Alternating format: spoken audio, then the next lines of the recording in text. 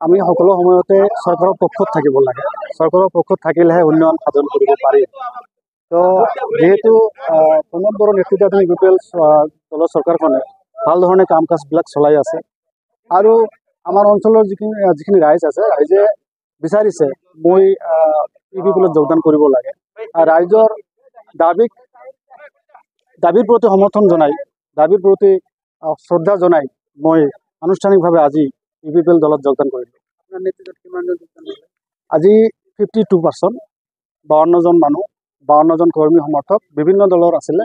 বিপিএফৰো আছে, জিএছপিৰ আছে, AIUDFৰো আছে। তেওঁলোকে মোৰ লগতে আজি আনুষ্ঠানিকভাৱে 52জন লোকে যোগদান কৰিছে। दिनै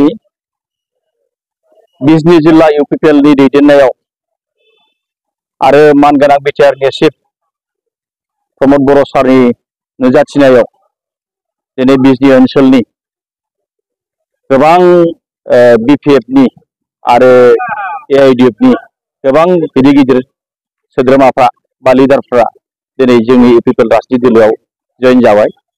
आं दिनै गमामायैनो जोबोद गोजोननाय मोनदों। मानोना बै समाव आङो जेब्ला बिपिएफनिफ्राय इउपिपिएलआव जयेन जादोंमोन, बे टाइमाव खोब खम बिबांनि मानसिफ्रा जयेन जादोंमोन।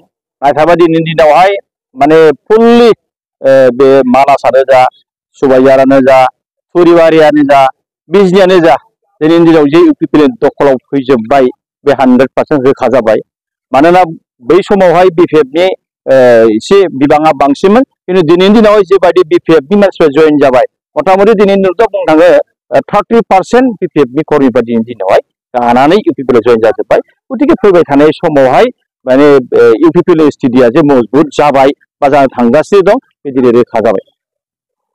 आरो लोगोसे नैबे खोथा बुंनो लुबैदों आङो, जायफ्रा दिनैहाय जोंनि इउपिपिएल दोलोआव मोजां मोननानै जयेन जाफैदों, बिथांमोनखौ जों गोदान गोजाम होनालासिनो जों जयैनो इउपिपिएलनि परियाल, इउपिपिएलनि खामानि मावग्रा, इउपिपिएलनि लिडार हिसाबै जों मानिनानै गनायनानै अनलायनानै जों दोलोनि खामानि मावगोन।